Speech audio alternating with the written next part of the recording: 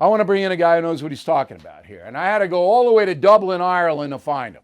Okay, his name is Dr. Bobby Smyth, and he's a clinical lecturer at Trinity College in Dublin. I was at Trinity a few years ago looking at the Book of Kells, one of the most amazing pieces of history in the world. Trinity is an excellent school. So the doctor has studied marijuana, and I'm going to run down some of the things that he's talked about one by one. First, doctor, thank you for coming and talk to us. It's evening over in Ireland, correct? Yes, it is, yeah. Okay. Delighted to be here, Bill. 5 hours ahead of us on the East Coast, I think? 5 hours, yeah. Okay, so you have reported that there's been a 5-fold increase in 10th grade students using marijuana in the USA between 1991 and 2020. All right, 20 years about. 5-fold increase. Why is that? I suppose no one knows exactly why. Obviously, as a European-based doctor, I'm inclined to look at your policies, your cannabis policies in the United States, and they're very, very different to those in Europe. There was a big movement around medical marijuana, which started in the mid-1990s, and that probably softened up public opinion and perhaps teenage opinion towards cannabis. And that's obviously been followed by the legalization, which started in Colorado in 2014. And certainly against that backdrop, you've seen this. It's been a bit of an up-down journey from the levels in 1991 to those seen in 2020, but it is a 5-fold increase in the number of teenagers, 16-year-olds who are smoking cannabis on a daily basis. That's amazing. Now, I think it's safe to say that there isn't a stigma to smoking pot anymore in the USA, and I guess it's the same in Ireland as well. Certainly it's reduced, and it's like I'm quoting data from what's called the Monitoring the Future survey, which is done every year across the United States. And they also ask young people actually about their attitudes to cannabis, their perception of risk, whether or not they would disapprove of others. And disapproval ratings of other people smoking cannabis have dropped a lot in conjunction with the increased use. So we see that globally, that as perception of risk goes down, use goes up. Did you ever see the movie Fast Times at Ridgemont High? Did you ever see that movie? No, I'm afraid I didn't. No. Okay, so that had Sean Penn as a guy named Spicoli, and very popular here in America. And he was a stoner, and his crew were stoners, and they were in high school, and they were funny. It was very funny. But the media's subliminal message in Hollywood, in the news, and everything else is that pot's fine. There's nothing wrong with pot. If you're skeptical about it, as I am, you're some kind of weird kook. That's the way it is here. Yeah, and that's a narrative that's really common globally. My clinical job is I work in an addiction service for teenagers, and I started 18 years ago, and cannabis wasn't a big issue.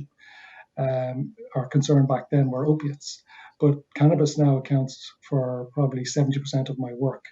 And what's really shocked me about the problems I'm seeing amongst the young people I see, given this reputation of it being a chill-out drug, is that the biggest problem that their families experience is anger, aggression, threats, intimidation from their previously placid, content teenage son.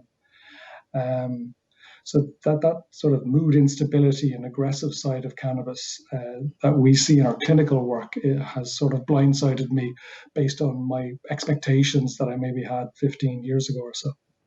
So it's not the mellow drug. Why are these kids angry, the kids that are coming to you for help? Why are they angry about, why has their personality changed since they started smoking pot?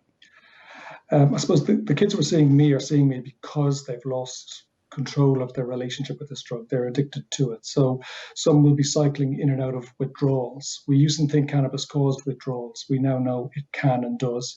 They're psychological. They're not as the same sort of physical withdrawals you get with heroin or with alcohol. But people get unstable mood and problems like that. And having an addiction is stressful. How common is marijuana addiction? The stat I have is a third of kids who use marijuana on a regular basis, a couple of times a week, get addicted to it. Is that accurate? Yeah, that is accurate. It's about 1/3. Okay, so once you get addicted to it, that means you need it, you have to use it. And then Yeah, you're saying that that develops some kind of psychosis and your personality changes? I wouldn't call it a psychosis. I would call it, certainly for many of the young people, it's an increased liability to anger, particularly actually with people closest to them, as in their family. The issue around psychosis is certainly a concern um, for a smaller minority of young people. The Okay. research, which it, Last question, and I want you to put on your drug rehab hat here. In my house, we have no tolerance for drugs. So my kids can't use them and still live in the house. All right. They know that. They don't use them. All right. Because we've had a lot of discussions and we discuss all of this. And the same thing with booze. Nobody's coming home drunk. Nobody's getting drunk. All right. I said, you want to do that when you're an adult? You go ahead, but you're not doing it here. It's my responsibility as a parent to keep you sober and to keep you healthy in the best way I can. And the best way I can is telling you no. There'll be a severe sanction if you use drugs and alcohol. So far, that's worked for me. But am I on the right track here, or should I be more understanding? no, I would certainly encourage parents to have a high expectation that your kids make healthy choices and not engage in unhealthy behaviors. Fellow Americans, I am concerned about the US dollar. Huge debt, as you know.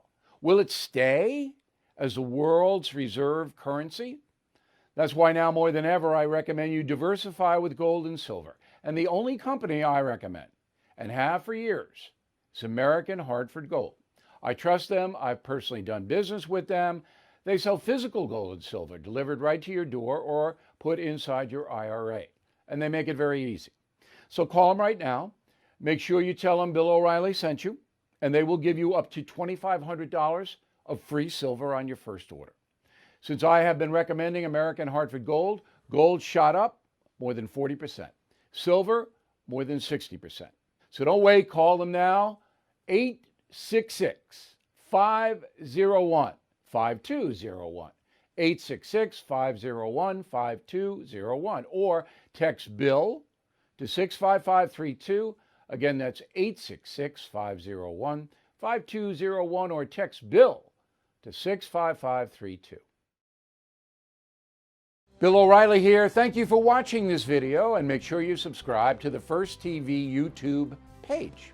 Just hit the big red subscribe button below, and you'll get clips and highlights of my program, The No Spin News, every single day. We'll see you soon.